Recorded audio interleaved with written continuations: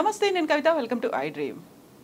రెండు రాష్ట్రాల ముఖ్యమంత్రులు మొదటిసారిగా కలవబోతున్నారు. దీంతో తెలంగాణ రాష్ట్రానికి వచ్చేటువంటి ఫలితం ఎలా ఉంటుంది, భవిష్యత్తుని ఎలా అంచనా వేయొచ్చు, లాభ నష్టాలు ఎలా ఉంటాయి? ఫర్ ద ఫస్ట్ టైం ఇద్దరు సీఎంలు, ఇటు రేవంత్ రెడ్డి అటు చంద్రబాబు నాయుడు భేటీని ఎలా చూడాలి? మనతో పాటుగా ఉన్నారు పొలిటికల్ అనలిస్ట్ ప్రకాష్ గారు. నమస్కారం అండి. So for the first time ఇద్దరు కలిసి హైదరాబాద్లో మాట్లాడుకుంటున్నారు, చర్చించుకోబోతున్నారు. ఏ అంశాలు ఫోకస్ పెడితే బాగుంటుందని మీరు అనుకుంటున్నారు? ముందుగా చంద్రబాబు నాయుడు గారు ఇట్లాంటి భేటీనే తెలంగాణ వచ్చిన తర్వాత 2014లో కేసీఆర్ గారు ముఖ్యమంత్రిగా ప్రమాణ స్వీకారం చేసిన తర్వాత, ఆంధ్రలో తను బాధ్యతలు తీసుకున్న తర్వాత ఇట్లాంటి భేటీయే జరిగి ఉంటే ఇవాళ ఆంధ్ర తెలంగాణలో ఇట్లుండేవి కావు. సో ఆయన 5 ఏళ్ల కాలంలో కూడా ఎన్నడూ కేసీఆర్ను కలవాలనుకోలేదు. కేసీఆర్ కూడా అనుకోలేదు. కేసీఆర్ కొంత ప్రయత్నం చేశాడు రిజాల్వ్ చేయడానికి. బట్ ఎందుకో వాళ్ళ మధ్య అది సాధ్యం కాలే. కేవలం గవర్నర్ గారు ఇచ్చే తేనేటి విందులో మాత్రమే కలుసుకునేవాళ్ళు. ఎందుకంటే ఉమ్మడి గవర్నర్ కదా, ఉమ్మడి ఆంధ్రప్రదేశ్ అండ్ తెలంగాణ ఉమ్మడి రాజధానిగా ఉండే లాండ్ ఆర్డర్ కూడా గవర్నర్ చేతిలో ఉండేది కాబట్టి. బట్ ఆయన ఒక మంచి వైజ్ డిసిషన్ ఏం తీసుకున్నాడంటే 2-3 ఏళ్ల తర్వాత ఇమ్మీడియట్గా అక్కడ క్యాపిటల్ బిల్డ్ చేయడానికి ఇక్కడ నుంచి ఆయన అక్కడికి షిఫ్ట్ అయిపోయాడు. 10 ఏళ్ళు ఉంది కదా అని చెప్పి సెక్రటేరియట్లో చక్రం తిప్పడానికి ప్రయత్నం చేయలేదు. It was a good decision. But next elections అయిన తర్వాత జగన్ అండ్ కేసీఆర్ భేటీ ఇమ్మీడియట్గా జరిగింది. సేమ్ రేవంత్ రెడ్డి గారు చంద్రబాబు ఎట్లయితే కలుసుకుంటున్నారో అట్లాంటి భేటీ జగన్తో జరిగింది. 3 సార్లు కూడా కేసీఆర్ ఇంటికే జగన్ వచ్చాడు. అయితే ఆనాడు కూడా ఇవాల్టి భేటీలో ఏవైతే ఎజెండా ఉందో ఆ అంశాల మీద మాట్లాడారు. కానీ అంతకు మించి రాబోయే ఒక 20 ఏళ్ళు 30 ఏళ్లలో ఆంధ్ర తెలంగాణ మధ్య వైషమ్యాలు వచ్చే అంశాలు ఏమున్నాయి, వాటి పరిష్కారాలు ఏ దిశలో ఉంటాయి, అవి ఆలోచించారు. బట్ అది అర్ధాంతరంగా ఆగిపోయింది. ఆ కృషి కొనసాగాలి. ఇప్పుడు రేవంత్ రెడ్డి కొత్తగా ఏం చేయాల్సిన అవసరం లేదమ్మా. కేసీఆర్ ఏవైతే చేయాలనుకున్నాడో తెలంగాణకు అవన్నీ కూడా తెలంగాణకు చాలా ఉపయోగపడేటివి. అవి మళ్ళీ పునరుద్ధరించాలి. ఆయన జగన్ ప్లేస్లో చంద్రబాబు వచ్చాడు, కేసీఆర్ ప్లేస్లో రేవంత్ రెడ్డి వచ్చాడు. సో ఇవాళ భేటీకి ప్రాధాన్యత ఎప్పుడు వస్తుంది అంటే, కేవలం షీలాబేడి కమిటీ ఈ సంస్థలను విభజించలేదు, ఇవి ఎట్లా మనం విభజించుకుందాము, లేకుంటే మనకు రావాల్సిన బకాయిలు ఇవే కనుక ఇవాళ మాట్లాడుకుంటే వాళ్ళ భేటీ పెద్దగా ఉపయోగం ఉండదు. వాళ్ళ చేతిలో కూడా ఏం లేదు. ఆ విభజన ఇవన్నీ కూడా ప్రాసెస్. అది తెలంగాణ ఆంధ్ర మధ్యలో ఉన్న 10 ఏళ్ల బంధం ముగిసే లోపలనే ఇవి పరిష్కారం అయి ఉండాల్సి ఉండే. ఎందుకో కేసీఆర్ గారు కూడా వాటి మీద పెద్దగా దృష్టి పెట్టలేదు. అవి డెఫినెట్గా ఇద్దరు రిజాల్వ్ చేయాల్సినవి చేయాలి. కానీ భేటీకి ప్రాధాన్యత రావాలంటే ఒక విజన్ ఉండాలి. చంద్రబాబుకు పేరు ఉంది, ఆయన 2020 విజన్ పెట్టుకున్నాడు కదా, 2020. ఇప్పుడు అట్లాంటి విజన్ ఒకటి చంద్రబాబు నాయుడు రేవంత్ రెడ్డి మాట్లాడుకోవాలి. నెక్స్ట్ 20 ఇయర్స్లో మనకి ఏమేమి సమస్యలు రాబోతున్నాయి, ఈ 5 ఏళ్ళు కాదు, రాబోయే నెక్స్ట్ జనరేషన్ లోపల ఏమేమి సమస్యలు 2 తెలుగు రాష్ట్రాల మధ్య రాబోతున్నాయి, తెలుగు ప్రజల ఐక్యతకు విఘాతం కలిగే అవకాశాలు ఎక్కడెక్కడ ఏర్పడుతున్నాయి, అంటే జటిలమైన సమస్య నీటి సమస్య. కాబట్టి దాన్ని ఎట్లా మనం పరిష్కరించుకోవాలి అనేది ఒకటి చేయాల్సిన అవసరం ఉంటుంది. ఆ రాయలసీమ ఎత్తిపోతల పథకం అనేది తెలంగాణకు ఒక గొడ్డలి పెట్టదు. తెలంగాణ ప్రయోజనాలకు కృష్ణానదిని మొత్తంగా మలుపుకపోయేటివి రాయలసీమ ఎత్తిపోతల పథకం, పోతిరెడ్డి పాడు.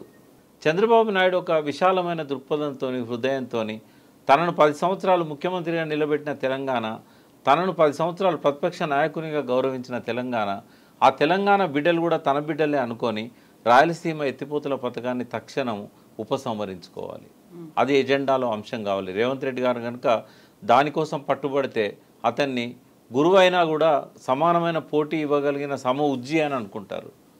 లేదు అంటున్నారు కదా, గురువు శిష్యులు ఏంటి, సేమ్ ఇద్దరం ఒకే పార్టీలో కలిసి పనిచేసిన నాయకులం అనే మాట అన్నట్టున్నారు. నాయకులమైనా కూడా రూట్స్ ఎక్కడున్నాయి?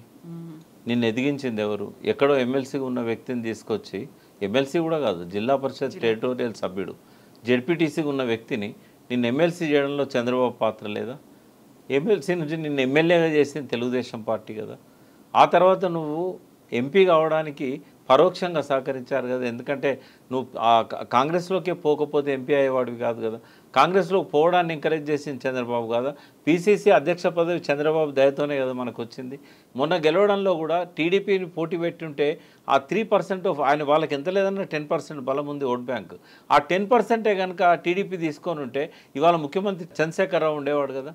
అంటే టీడీపీ నీ ప్రతి అడుగులో ఉంది, నీ వేర్లలోనే కాదు నీ కొమ్మలల్లో కూడా ఉంది, నీ ఫలాలలో కూడా ఉంది. కాబట్టి గురువును విస్మరిస్తావని మేమైతే ఎవరు అనుకోవడం లేదు. గురుదక్షిణగా నువ్వు తెలంగాణలో ఏమి తాకట్టు పెడతావో అనే ఒక భయాందోళనలు మా మనసులో ఉన్నాయి. సమఉజ్జీ నువ్వు కావాలనుకుంటే ఈ ఎజెండాలో రాయలసీమ ఎత్తిపోతల పథకం ఉపసంహరించుకోవాలి. నువ్వు పుట్టిన నీ గడ్డకు మహబూబ్ నగర్ పాలమూరుకు అది గొడ్డలి పెట్టు. ఒక చుక్క నీరు కూడా పాలమూరు రంగారెడ్డికి రాదు. నువ్వు కొత్తగా మొదలుపెట్టే నీ కాన్స్టిట్యున్సీకి కూడా నీటి బొట్లు రావాలంటే రాయలసీమ ఎత్తిపోతల పథకం అనేది ఉండకూడదు. పోతిరెడ్డిపాడు గత 15 ఏళ్ళుగా యథేచ్ఛగా నీళ్లను అనంతపురం, కడప, కర్నూలు దాకా, నెల్లూరు దాకా తీసుకెళ్తున్నారే. సంగం ఆనకట్ట దాకా తీసుకెళ్ళి నెల్లూరు ఆయకట్టు కూడా కృష్ణానది నీళ్ళని ఇస్తున్నారు పెన్నార్ బేసిన్కి. దాన్ని నువ్వు ఆపగలుగుతావా? నీ ఎజెండాలో పోతిరెడ్డిపాడుకు సంబంధించిన అంశం ఉన్నదా? నాగార్జున సాగర్ మీద వచ్చిన ఆంధ్ర పోలీసులను ఉపసంహరించుకోగలుగుతావా? నీకు ఆయనకు మంచి సయోధ్య ఉంది, సమఉజ్జీలం అనుకున్నా పర్వాలేదు. మన ప్రాజెక్టు మీదకి ఆంధ్ర పోలీసులు వచ్చినప్పుడు ముఖ్యమంత్రిగా నువ్వు 8 నెలలు విఫలమైనావే. ఇవాళ ఆపగలుగుతావా? దాన్ని వాళ్ళని వెనక్కి పంపించగలుగుతావా? కేఆర్ఎంబీకి ప్రాజెక్టులు అప్పచెప్పద్దు అనేది అసెంబ్లీలో తీర్మానం కూడా చేశావే. అది చంద్రబాబుతో మాట్లాడి వాళ్ళ అసెంబ్లీలో కూడా తీర్మానం చేయించి కేఆర్ఎంబీని నామమాత్రం చేసి మన నీళ్లను మనమే పంచుకునే విధంగా, మన వైరుధ్యాలను, వైషమ్యాలను మనమే పరిష్కరించుకునే విధంగా నీకున్న ఈ చక్కటి అవకాశాన్ని, చంద్రబాబుతో నీకున్న సయోధ్యను తెలంగాణ 4 కోట్ల ప్రజల కోసం, ఆంధ్రలో ఉన్న 6 కోట్ల ప్రజల కోసం మీరిద్దరు ఎందుకు ఉపయోగించుకోకూడదు? కుచితమైన కుట్రలతోని కేవలం ప్రజలను మభ్యపెట్టడానికి ఆ పొత్తు మీది ఏదైతే ఉంటుందో అది ఇక ముందు కొనసాగించాల్సిన అవసరం లేదు. ఇవాళ ఇద్దరు ముఖ్యమంత్రులు అయినారు, 4 ఏళ్ల దాకా పదవిలో ఉంటారు. మీ సయోధ్యను మీరు ప్రజల కోసం ఉపయోగించండి. తెలంగాణ అభివృద్ధి కోసం మీ ఎజెండాలో అంశాలను చేర్చండి. ఇవన్నీ నామినల్, ఇవి రొటీన్గా జరిగిపోయేటి. వాటి కోసమే భేటీ అయితే ఆ భేటీకి ప్రాధాన్యత లేదు. 2 ఫోన్ కాల్స్తో మాట్లాడుకుంటే సరిపోయేటి అవి. అది కాకపోతే సీఎం హోదాలో ఇక్కడికి రావడం కానీ, సీఎం హోదాలో రేవంత్ రెడ్డి ఆతిథ్యం ఇవ్వడం కానీ అది జరగకపోయేది కదా. అంటే ఒకటి దీనిలో ఒక హిడెన్ ఎజెండా నాకు కనబడుతూ ఉంది. నిన్న నేను సరిగ్గా అదే సమయంలో జూబ్లీహిల్స్ నుంచి సికింద్రాబాద్ పోతున్నాను. ఊరేగింపు దారి కూడా అదే. ఆ జెండాలు కానీ, ఆ స్వాగతాలు కానీ ఇవన్నీ చూస్తే ఏంటంటే మళ్ళీ తెలంగాణలో ఈ గత 2 ఎలక్షన్లలో పోటీ చేయని టీడీపీ మళ్ళీ విజృంభించబోతుంది అనే ఒక సంకేతం మాత్రం మాకు కనబడ్డది. అది సాధారణ స్వాగతం కాదు. అది బేగంపేటలో తను దిగడం, అక్కడి నుంచి ఊరేగింపుగా తెలుగుదేశం ఆఫీస్కు రావడం, అంటే ఇది ఒక వేరే రాష్ట్ర సీఎంకు ఇక్కడ ప్రోటోకాల్ ప్రకారం స్వాగతం పలికినట్టుగా లేదు. అది పార్టీని బలోపేతం చేయడానికి ఒక సంకేతాన్ని తను ప్రజలకు, టీడీపీ కార్యకర్తలకు తను ఇచ్చాడు. అది రేపు ఒక కూటమిలాగా ఇక్కడ మళ్ళీ రాబోతున్నది. జనసేనకు కూడా పవన్ కళ్యాణ్కి ఇచ్చిన స్వాగతం కొండగట్టులో కానీ, కొండగట్టుకు పోతున్నప్పుడు కానీ ఆయన ఇక్కడ మాట్లాడిన విషయాలు, వాళ్ళ అనుచర వర్గం చేస్తున్న హడావిడి, ఇదంతా చూస్తే సైలెంట్గా మళ్ళీ మోడీ సహకారంతో ఈ కూటమి ఇక్కడికి రాబోతున్నది. ఇది ఎట్లయితే వెహికల్కి స్టెప్నీ ఉంటుందో చంద్రబాబు నాయుడుకి స్టెప్నీ కాబోతున్నది. ఇక్కడ ఏదైనా టైర్ పంచర్ అయినప్పుడు ఆ టైరు చంద్రబాబు మన ఈయనకు ఉపయోగపడుతుంది, రేవంత్ రెడ్డి గారికి. అయితే ఇక్కడ ఇంకొక పార్టీ లేకుంటే కూటమి బలపడబోతోంది అనుకున్నప్పుడు, తెలంగాణలో ఇంకో పార్టీ మళ్ళీ రెజ్యూనేట్ అవుతోంది అనుకున్నప్పుడు థ్రెట్ అనేది రేవంత్ రెడ్డికి కూడా ఉంటుంది కదా, కాంగ్రెస్ పార్టీకి కూడా ఉంటుంది కదా. అక్కడ రేవంత్ రెడ్డికి ఒక హిడెన్ ఎజెండా ఉంటుంది, వాళ్ళతో ఒక హిడెన్ అండర్స్టాండింగ్ ఉంటుంది. ఇక్కడ కనుక ఆయన పదవికి ప్రమాదం ఏర్పడ్డప్పుడు ఆ కూటమి ఈయన భుజాల మీద పెట్టుకొని లేపుతుంది. కాబట్టి అది స్టాండ్ బై రేవంత్ రెడ్డికి అది ఒక స్టెప్నీ లాగా పనికొస్తుంది. కాబట్టి ఆయన అరేంజ్మెంట్ చేసుకుంటున్నాడు. ఒక అభద్రతా భావం అయితే ఆయన మనసులో ఉంది అనేది స్పష్టంగా కనబడుతూ ఉంది. అభద్రతా భావంలో నుంచే ఈ ఆలోచనలన్నీ వస్తూ ఉన్నాయి. కాబట్టి అతను భవిష్యత్తులో ఇక్కడ ఏదైనా థ్రెట్ ఉంటే మాత్రం ఆ కూటమి ద్వారానే ఆయన మళ్ళీ ముందుకు వస్తాడు, ఆ కూటమికి నాయకత్వం వహిస్తాడు. ఒకటే ఏంటంటే పట్టుదల అనేది ఉండాలమ్మా, కానీ అది ప్రజలకు ఉపయోగపడే విధంగా ఉండాలి తప్ప తన సీటు కోసమే కాదు కదా. ఇప్పుడు రేవంత్ రెడ్డిని ఇంకా 10 సంవత్సరాలైనా మాజీ సీఎం అని అంటారు, ఒకవేళ పదవి లేకపోతే. ఇంకో 10 ఏళ్ళు పరిపాలన చేసినా మాజీ సీఎం అని అంటారు, తేడా ఏముండదు. నువ్వు 10 ఏళ్ళు ఆ సీట్లో కూర్చున్నావా 10 నెలలు కూర్చున్నావా అనేది ముఖ్యం కాదు, నువ్వు కూర్చున్న సమయంలో ఏం చేసావు అనేది కౌంట్ అవుతుంది. కేసీఆర్ దిగిపోయాడు, కానీ కేసీఆర్ ఏం చేసిండు అనేది ప్రజల మనసుల్లో ఉంటుంది. తప్పులు ఉండవచ్చు, కానీ ఎప్పటికి చిరస్థాయిగా మిగిలేది ఏంటంటే చెరిపేయలేని చరిత్ర కేసీఆర్ తెలంగాణ రాష్ట్ర సాధన. ఎవరు అందులో సహకరించినా ఫస్ట్ మార్క్ మాత్రం ఆయనకే పడుతుంది. ఎందుకు అంటే ఆయనే పార్టీయే పెట్టకపోతే, తెలంగాణ వాదాన్ని ప్రజలకు తీసుకెళ్ళకపోతే ఆ బీజేపీ ఇచ్చేది కాదు, ఆ కాంగ్రెస్ ఇచ్చేది కాదు. ఆ ఇద్దరికి తెలంగాణ ప్రజలు అవకాశం ఇచ్చారు. ఒకసారి గుర్తు చేస్తాను, 42 మంది ఎమ్మెల్యేలు, అప్పుడు నేనే రాశాను అది డ్రాఫ్ట్, చిన్నారెడ్డి సహకారంతో సోనియా గాంధీకి మెమోరాండం ఇచ్చాం, తెలంగాణ రాష్ట్ర ఏర్పాటుకు సహకరించండి అని కాంగ్రెస్ పార్టీ తరఫున.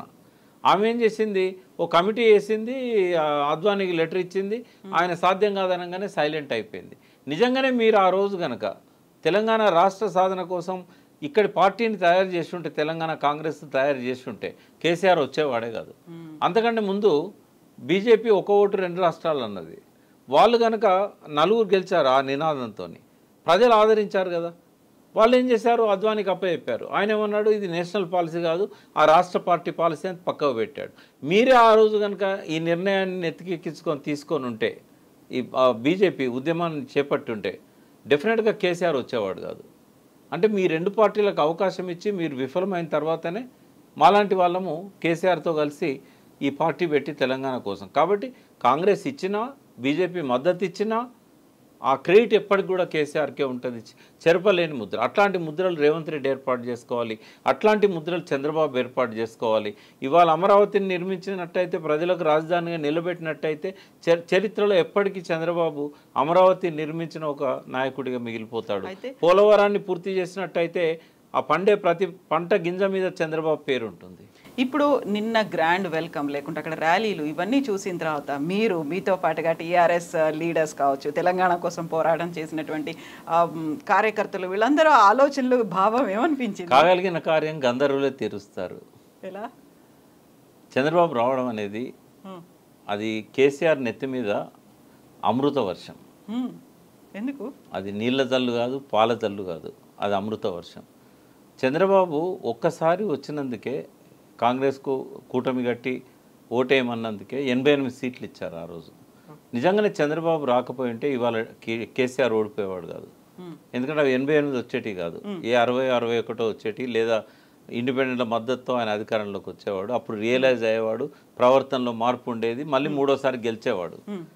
అయితే అప్పుడు చంద్రబాబు రావడం వల్లనే ప్రజల లోపల మళ్ళీ వస్తున్నాడు కాంగ్రెస్తో కలిసి, కాబట్టి మనం కేసీఆర్ను కాపాడుకోవాలి అనేది అప్పుడు వచ్చింది. ఇప్పుడు కనుక ఈ కూటమి వచ్చినట్టయితే, అందులో రేవంత్ రెడ్డి కనుక పరోక్షంగా వారికి సహకరించినట్టయితే మళ్ళీ ఒక సెంటిమెంట్ అనేది మళ్ళీ బగ్గుమంటుంది. ఇప్పుడిప్పుడే ప్రజలు నేర్చుకుంటున్నారు ఆ తెలంగాణ చరిత్రను. కాబట్టి ఇప్పటి యంగ్ జనరేషన్ కూడా చంద్రబాబును అడ్డుకుంటారు. కాబట్టి అక్కడ పార్టీ పెట్టి ఇక్కడ నాయకత్వం వహించడం కంటే నీ ప్రాంతాన్ని నువ్వు ఉద్ధరించుకో, మా ప్రాంతాన్ని మేము ఉద్ధరించుకుంటాం. అల్టిమేట్గా ఏం తెలుస్తామా, ఇవాళ మొన్న లోపం కనబడ్డది. టీఆర్ఎస్ లోక్సభలో టీఆర్ఎస్ ప్రాతినిధ్యం లేకపోవడం అనేది మొట్టమొదటిసారి పార్టీ పెట్టిన తర్వాత.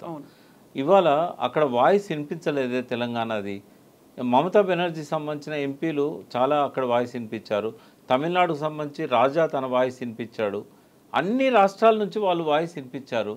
తెలంగాణ వాయిస్ లేకుండా పోయింది. రాష్ట్రపతికి ధన్యవాదాలు తెలిపే తీర్మానానికి సంబంధించి ఎవరు కూడా మన అస్తిత్వానికి సంబంధించి మాట్లాడలేకపోయారనే ఒక లోపం అనేది, వెలితి అనేది కనబడుతున్నది. సో ప్రతి అధికార పార్టీ లేదా చంద్రబాబు ప్రయత్నాలలో ఉన్న ప్రతి బలహీనత అది బీఆర్ఎస్కి ఒక ఆయుధం అవుతుంది. కాబట్టి ఆయనకు రెడ్ కార్పెట్ పరిచి ఇవాళ ఏదైతే తెలంగాణకు ఆహ్వానిస్తున్నారో ఖచ్చితంగా అది తెలంగాణ సెంటిమెంట్ని మరొకసారి ప్రజ్వలింపజేస్తుంది. అది కేసీఆర్ పనిని సగం పనిని సుగమం చేసి ఆయనను మళ్ళీ అధికారంలోకి తీసుకురావడానికి ఇదొక మంచి మార్గం అవుతుందని నేను అనుకుంటున్నాను. Yes, Prakash garu, thank you so much.